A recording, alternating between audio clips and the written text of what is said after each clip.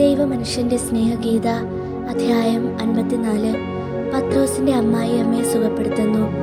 ഗുരു, അങ്ങേ എൻ്റെ വീട്ടിലേക്ക് വിളിച്ചുകൊണ്ടു പോകണമെന്നുണ്ട്. അങ്ങ് വന്നാൽ വലിയ ഉപകാരമായിരിക്കും. ബത്സേദയിലേക്കാണോ? അല്ല, ഇവിടെ കഫർനാമിലെ എൻ്റെ ഭാര്യ വീട്ടിൽ. എൻ്റെ അമ്മായി അമ്മയ്ക്ക് സുഖമില്ലെന്ന് എനിക്ക് വിവരം ലഭിച്ചു. അങ്ങ് അവരെ ചെന്ന് കണ്ട് സുഖപ്പെടുത്തിയാൽ അവരുടെ പരാതി പറച്ചിൽ അവസാനിക്കും. അവൾക്ക് നിന്നോടുള്ള നീരസം മാറുമെന്നാണോ നീ പറയുന്നത്? നീരസമെന്ന് പറഞ്ഞുകൂടാ, തെറ്റിദ്ധാരണ. ഗ്രാമത്തിൽ അങ്ങേപ്പറ്റി പലരും പലതും പറയുന്നു. ആര് പറയുന്നത് വിശ്വസിക്കണമെന്നറിയാതെ അമ്മ കുഴങ്ങുകയാണ്. ഞാൻ വരാം, നമുക്ക് പുറപ്പെടാം. എന്നെ കാത്തു നിൽക്കുന്നവരോട് നിന്റെ വീട്ടിൽ വെച്ച് ഞാൻ സംസാരിക്കുമെന്ന് പറയണം. അവർ നടന്ന് ഉയരം തീരെ കുറഞ്ഞ ഒരു വീട്ടിലെത്തി. ഉയരം കുറവാണെങ്കിലും സൗകര്യം ധാരാളമുണ്ട്. കുറേയേറെ ആളുകൾ അവിടെ താമസമുണ്ടെന്ന് തോന്നും. ഏതാനും സ്ത്രീകൾ അവിടെയുണ്ട്. ചിലർ വലയുടെ കേടുപോക്കുന്നു, ചിലർ ഭക്ഷണം പാകം ചെയ്യുന്നു. ഈ ഭവനത്തിന് സമാധാനം എന്ന് പറഞ്ഞ ശേഷം ഈശോ രോഗിയുടെ രോഗവിവരം അന്വേഷിക്കുന്നു. മൂത്ത മരുമകൾ പറയുന്നു, ആഹാരമൊന്നും കഴിക്കുന്നില്ല. അമ്മയ്ക്ക് ഏറ്റവും പ്രിയപ്പെട്ട മീൻ സൂപ്പാണ് ഇന്നുണ്ടാക്കിയത്, പക്ഷേ കഴിക്കുമെന്ന് തോന്നുന്നില്ല. അടങ്ങിക്കിടക്കാൻ കഴിയുന്നില്ല. പരാതിയും അട്ടഹാസവും കരച്ചിലും. എപ്പോഴും അസ്വസ്ഥതയാണ്. നിന്റെ സ്വന്തം അമ്മയായിരുന്നെങ്കിൽ കാണിക്കുമായിരുന്ന ക്ഷമ അവളോട് കാണിക്കണം. ദൈവം അതിന് പ്രതിഫലം തരും. എന്നെ അവളുടെ അടുത്തേക്ക് കൊണ്ടുപോകൂ. അങ്ങേ കാണാൻ ഇഷ്ടമാണോ എന്നറിഞ്ഞുകൂടാ, ആരെയും കാണണ്ട എന്നാണ് പറയുന്നത്. ഈശോ പറയുന്നു, ശിമയോനെ, ഇനി നിന്റെ ഊഴമാണ്. ഏറ്റവും മൂത്ത മരുമകനാണെന്നല്ലേ പറഞ്ഞത്? ശിമയോൻ അർത്ഥഗർഭമായി ഒന്ന് ചിരിച്ചിട്ട് ഈശോ പറഞ്ഞ പോലെ ചെയ്തു. എന്നിട്ട് വിളിച്ചു പറഞ്ഞു, ഗുരു, വേഗം വരൂ. എന്നിട്ട് പതിഞ്ഞ സ്വരത്തിൽ പറഞ്ഞു, വേഗം വന്നില്ലെങ്കിൽ ഇനിയും അവരുടെ മനസ്സ് മാറും.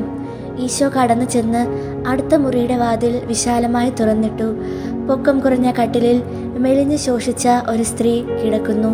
വിഷമിച്ചാണ് ശ്വാസോച്ഛ്വാസം ചെയ്യുന്നത്. ഈശോ കട്ടിലിന് മേൽ കുനിഞ്ഞു നിന്ന് ആ സ്ത്രീയെ നോക്കി പുഞ്ചിരിച്ചു. വേദനയുണ്ടോ? ഞാൻ മരിക്കാൻ പോവുകയാണ്. ഇല്ല, നീ മരിക്കുകയില്ല. നിന്നെ സുഖപ്പെടുത്താൻ എനിക്ക് കഴിയുമെന്ന് നീ വിശ്വസിക്കുന്നുവോ? എന്തിനെന്നെ സുഖപ്പെടുത്തണം? അങ്ങേക്ക് എന്നെ അറിയില്ലല്ലോ. ശീമോനെ ഓർത്തിട്ട് അവൻ എന്നോട് അപേക്ഷിച്ചു. പിന്നെ നിന്നെ ഓർത്തിട്ടും നിന്റെ ആത്മാവിന് വെളിച്ചം കാണാനും വെളിച്ചത്തെ സ്നേഹിക്കാനും സമയം തരുന്നതിന്. ശിമയോനോ, അവൻ എന്നെപ്പറ്റി ഓർമ്മിക്കാൻ സമയമുണ്ടോ? അവൻ നീ വിചാരിക്കുന്നതിനേക്കാൾ നല്ലവനാണ്, എനിക്ക് സംശയമൊന്നുമില്ല. അവനൊരു ഉപകാരം ചെയ്യാൻ എനിക്ക് സന്തോഷമേ ഉള്ളൂ. എന്നിൽ വിശ്വസിക്കാൻ നിനക്ക് കഴിയുമോ? വിശ്വസിക്കാം. മരിക്കാതിരുന്നാൽ മതി. ഈശോ പുഞ്ചിരിച്ചുകൊണ്ട് അവളുടെ കൈക്ക് പിടിക്കുന്നു. ഈശോ നേരെ നിവർന്നു നിന്നു. അത്ഭുതം പ്രവർത്തിക്കുമ്പോൾ ഈശോയുടെ മുഖത്തുണ്ടാകുന്ന പ്രത്യേക ഭാവം പ്രത്യക്ഷപ്പെടുന്നു. ഉച്ചത്തിൽ ഈശോ പറഞ്ഞു, സുഖം പ്രാപിക്കൂ. ഇതാണ് എൻ്റെ ആജ്ഞ. എഴുന്നേറ്റിരിക്കൂ. ഏതാനും നിമിഷത്തേക്ക് എങ്ങും നിശബ്ദത. പിന്നെ ആ വൃദ്ധ ഉറക്കെ നിലവിളിച്ചു, ഞങ്ങളുടെ പിതാക്കന്മാരുടെ ദൈവമേ, ഞാൻ സുഖം പ്രാപിച്ചിരിക്കുന്നു. വരുവിൻ, വരുവിൻ. മരുമക്കൾ ഓടി വന്നു.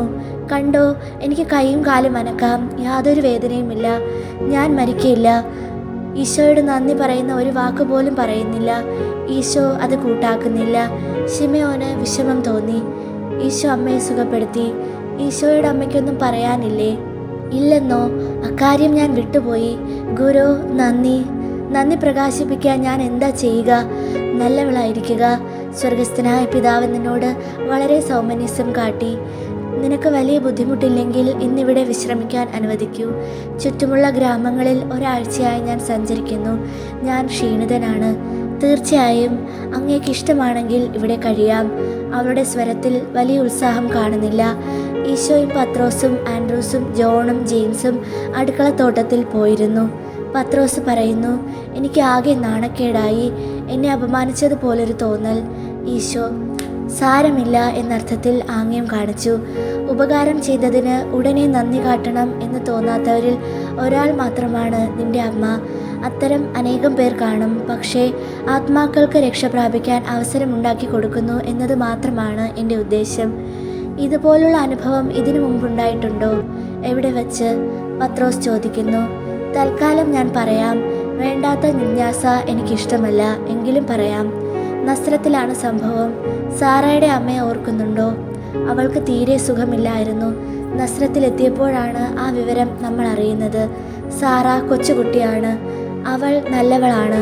അവൾ അനാഥയാകരുതല്ലോ, ഭാവിയിൽ ഒരു ചിറ്റമ്മയുടെ സംരക്ഷണത്തിലാവരുതല്ലോ എന്ന് കരുതി അമ്മയെ സുഖപ്പെടുത്താൻ ഞാൻ ആഗ്രഹിച്ചു. പക്ഷേ ആ വീട്ടിലോട്ട് ചെന്ന ഉടനെ അവളുടെ ഭർത്താവും സഹോദരനും കൂടി എന്നെ ആട്ടി ഓടിച്ചു. വേഗം പൊയ്ക്കോളൂ, പള്ളിക്കാരുമായി വഴക്കിന് ഞങ്ങൾ തയ്യാറല്ല. അവരിൽ വളരെ പേരുടെയും നോട്ടത്തിൽ ഇപ്പോൾ തന്നെ ഞാൻ ധിക്കാരിയാണ്. എങ്കിലും ഞാൻ അവളെ സുഖപ്പെടുത്തി, അവളുടെ കുഞ്ഞുങ്ങളെ ഓർത്ത്. അടുക്കളത്തോട്ടത്തിൽ സാറായെ കണ്ടപ്പോൾ ഞാൻ പറഞ്ഞു, ഞാൻ നിന്റെ അമ്മയെ സുഖപ്പെടുത്താം, ഇനി കരയേണ്ട, വീട്ടിൽ പോയിക്കോളൂ. ആ നിമിഷം ആ സ്ത്രീ സുഖം പ്രാപിച്ചു. ആ ബാലിക വിവരം വീട്ടുകാരോട് പറഞ്ഞു. എന്നോട് സംസാരിച്ചതിന് അവൾ സാറായെ ശിക്ഷിച്ചു. ഞാനായിരുന്നെങ്കിൽ ആ സ്ത്രീയെ വീണ്ടും രോഗിയാക്കിയേനെ, പത്രോസ് പറഞ്ഞു. പത്രോസേ, ഇതാണോ ഞാൻ നിന്നെയും മറ്റുള്ളവരെയും പഠിപ്പിക്കുന്നത്? ആദ്യം ഞാൻ പ്രസംഗിച്ച ദിവസം പറഞ്ഞതെന്താണെന്ന് നീ കേട്ടില്ലേ? അങ്ങ് പറയുന്നത് ശരിയാണ്, ഞാനൊരു കഴുതയാണ്, എന്നോട് ക്ഷമിക്കണം. പക്ഷേ അവർ അങ്ങയെ സ്നേഹിക്കുന്നില്ല എന്ന വസ്തുത എന്നെ വല്ലാതെ വേദനിപ്പിക്കുന്നു. പത്രോസേ, ഇതിനേക്കാൾ വലിയ നന്ദികേടും അവഗണനയും നീ കാണിക്കാനിരിക്കുന്നതേ ഉള്ളൂ. ഇതാര്? നിന്റെ അമ്മായി അമ്മയല്ലേ ഇങ്ങോട്ട് വരുന്നത്? ഗുരു, അങ്ങ് ഞങ്ങളോടൊപ്പം ഭക്ഷണം കഴിക്കണമെന്ന് ഞങ്ങൾ ആഗ്രഹിക്കുന്നു. നന്ദി, ദൈവം നിനക്ക് നല്ലത് വരുത്തട്ടെ. അവർ അടുക്കളയിൽ പോയി മേശയ്ക്ക് ചുറ്റും ഇരുന്നു. വൃദ്ധ അവർക്ക് ധാരാളം മീൻ വിളമ്പുന്നു, സൂപ്പും ചുട്ടെടുത്തതും. അതിനിടയിൽ പത്രോസിനോട് 4 കുത്തുവാക്ക് പറയാനുള്ള അവസരം അവൾ നഷ്ടമാക്കുന്നില്ല.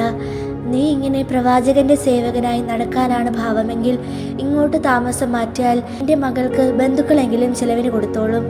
ഈശോയും ഇങ്ങോട്ട് മാറുന്നതായിരിക്കും നല്ലതെന്ന് പറയുന്നു. അവൾ സംസാരിച്ചു കൊണ്ട് നിൽക്കുമ്പോൾ ഒരു കൊച്ചുകുട്ടി കതകിൻ്റെ അകത്തേക്ക് തല നീട്ടി ചോദിച്ചു, നസ്രായൽക്കാരൻ ഈശോ ഇവിടെ ഉണ്ടോ? അദ്ദേഹം ഇവിടെയുണ്ട്, ഈശോ വിളിച്ചു. എടാ കുഞ്ഞു മോനെ, നീങ്ങ് വാ. ഈശോ അവനെ കെട്ടിപ്പിടിച്ച് മടിയിലിരുത്തി. ഒരു റൊട്ടി കഷ്ണത്തിൽ അല്പം മീൻ വെച്ച് അവന് കൊടുത്തു. ഒരു കിഴി ഈശോയെ ഏൽപ്പിച്ചിട്ട് ബാലൻ പറഞ്ഞു, ഇത് ഈശോയ്ക്കാണ്. ഇന്നും ആ മനുഷ്യൻ പറഞ്ഞു, ഇന്ന് സാബത്താണ്, നീ ഇത് നസ്രായൽക്കാരൻ റബ്ബിക്ക് കൊടുക്കണം. എനിക്ക് വേണ്ടി പ്രാർത്ഥിക്കാൻ നിന്റെ സ്നേഹിതനോട് പറയൂ, അയാൾക്കറിയാം അങ്ങെൻ്റെ സ്നേഹിതനാണെന്ന്. പുഞ്ചിരിച്ചുകൊണ്ട് ബാലൻ റൊട്ടിയും മീനും കഴിക്കുകയാണ്. മിടുക്കൻ കൊച്ചു ജെയിംസ്, എൻ്റെ പ്രാർത്ഥന അയാൾക്ക് വേണ്ടി പിതാവിലേക്ക് ഉയരുന്നു എന്ന് അയാളോട് പറഞ്ഞേക്കൂ. ഇത് സാധുക്കൾക്ക് വേണ്ടിയാണോ? പത്രോസ് ചോദിക്കുന്നു. അതെ. എപ്പോഴും ഒരേ സംഭാവന തന്നെയാണോ? നമുക്ക് നോക്കാം. പണക്കിഴി ഈശോ പത്രോസിനെ ഏൽപ്പിച്ചു. സഞ്ചി കുടഞ്ഞിട്ട് പത്രോസ് എണ്ണി. അതേ തുക, വലിയ തുക. ഈ മനുഷ്യൻ ആരാണ് കുട്ടി? നിനക്കറിയാമോ? ആരാണിത് തന്നയിച്ചത്?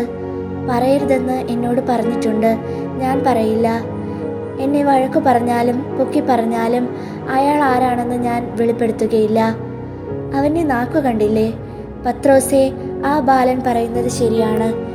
അവൻ വാക്കുപാലിക്കുന്നു. അവനെ വെറുതെ വിട്ടേക്കുക. ഈശോ, ആ മനുഷ്യൻ ആരാണെന്ന് അങ്ങേക്കറിയാമോ? അറിയാം. ഞങ്ങൾ അറിയണ്ടേ? നിന്റെ ബലഹീനത ഒരിക്കലും മാറില്ലേ? സമയം വരുമ്പോൾ നീ അറിഞ്ഞുകൊള്ളും. നന്മ ദൈവത്തിൻ്റെ മുമ്പിൽ സ്വീകാര്യമാകുന്നതിന് മനുഷ്യരുടെ ശ്രദ്ധയിൽ പെടാതിരിക്കുകയാണ് വേണ്ടത്. എങ്കിലും ദൈവത്തിൻ്റെ മഹത്വത്തിനായി അതൊരു ദിവസം വെളിച്ചത്ത് വരും. ദൈവത്തിൻ്റെ സ്വഭാവമാണ് നന്മ ചെയ്യുന്ന മക്കളിൽ തെളിഞ്ഞു കാണുന്നത്. ജെയിംസേ, പോയിക്കോളൂ. ആ മനുഷ്യനെ ഞാൻ അനുഗ്രഹിക്കുന്നതായി പറയുക.